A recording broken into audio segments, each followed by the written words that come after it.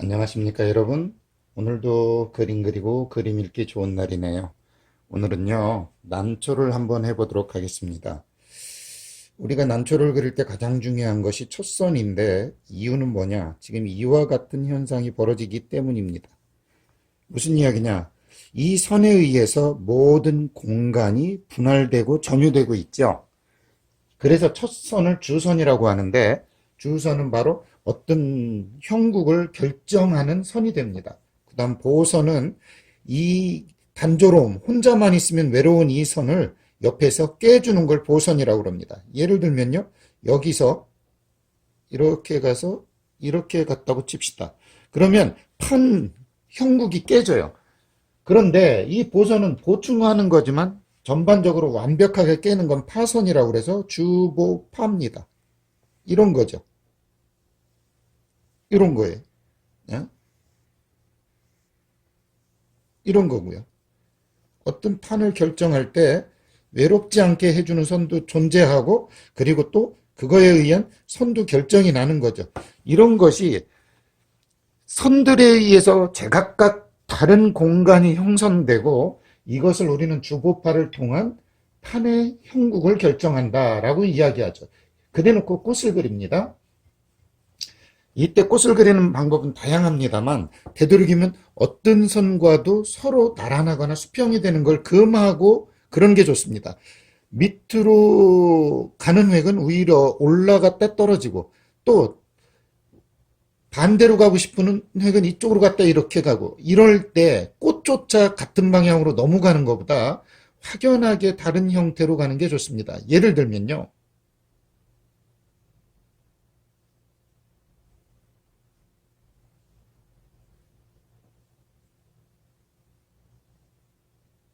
이렇게 꽃이 겹쳐 있다고 쳐요. 그래 놓고 이렇게 갑니다. 여기서 선이 이렇게 이어져요. 그런데 중요한 것, 이렇게 들어오면서 완전히 그 어떤 거에 사이에서 껴서 서로 수평이 되지 않도록, 그래 놓고 꽃의 방향을 같은 쪽으로 딱 한두 개씩 줌으로 인해서 그 느낌이 더 싹 오게 해줘요. 그러다가 하나는 올려줍니다. 방향의 태세의 전환이죠. 이렇게. 그리고 이쪽에서도 마주 보거나 떨어지는 것을 서로 이렇게 다른 방향으로 해줍니다. 자, 보세요. 그러면 꽃에 의해서도 판이 끼워지고, 꽃도 제각각의 위치에서 다른 모양을 갖고 있고요. 이렇게 해놓고 위에서 받쳐주는 것도 좋지만, 이렇게 사실 숨은 거 하나 탁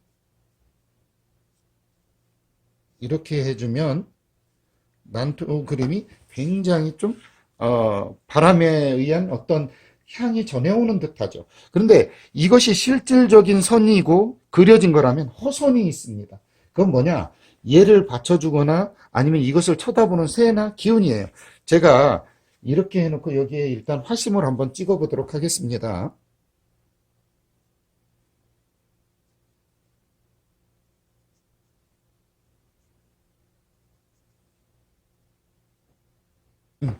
이러면 난초의 형국이 완성이 되죠. 그래 놓고 여기에 화재를 쓰거나 어떤 것을 해 놓으면 좋아요. 그리고 이렇게 했다가 또 여기에 뭐를 그리기도 해요? 그렇죠. 우리가 흔히 얘기하는 뿌리, 노근을 그리기도 하고요. 또 이쪽에 어떤 새를 그리기도 하고, 그러면서 서로 조응을 해주는 거죠.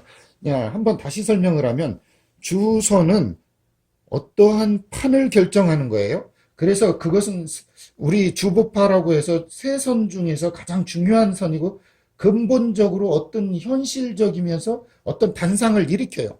그리고 보선은 그것이 외롭지 않도록 보조해 주는 선이에요.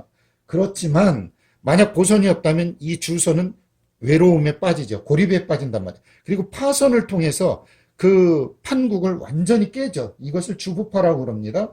그래서 파선은 원래 파괴하는 효과예요.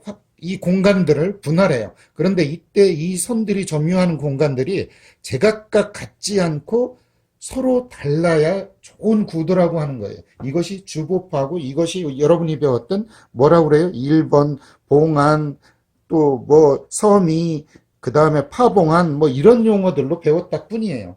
야, 이렇게 하더라도 실질적으로 뻗어나간 건 실선. 그러나 잠정적으로 갖고 있는 꽃의 방향들이 허선이 되는 거예요. 근데 이 꽃들의 방향이 제각각 달라야 멋있지 한쪽으로만 펼쳐져 있으면 단조롭습니다.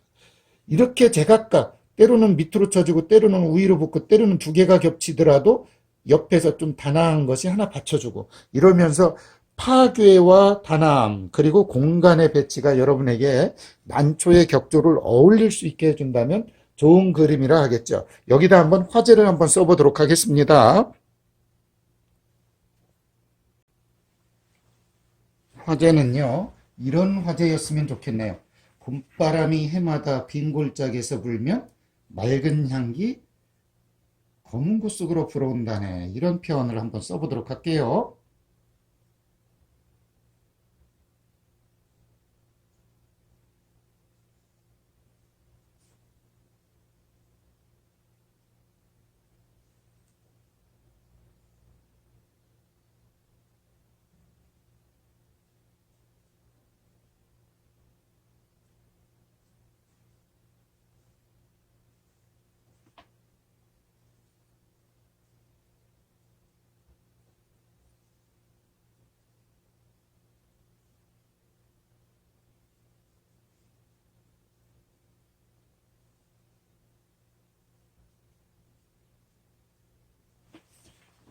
춘풍 셋의 생공고 그렇게 해놓고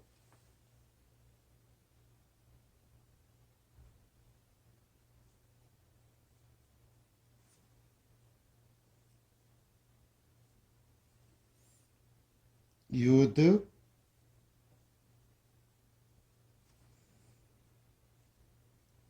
청향 잎소금이라. 아, 좋네요. 문장 자체가 참 좋네요. 음.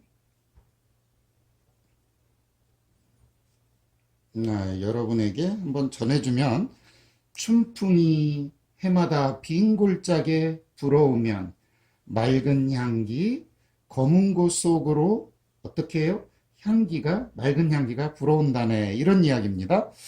아, 그저 존재만으로 향기로운 난초 같은 인품이 오늘은 참 그리운 날입니다. 자,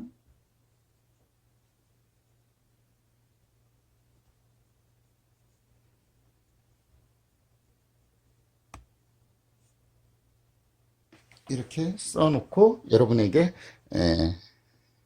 오늘 그림을 마치도록 하겠습니다.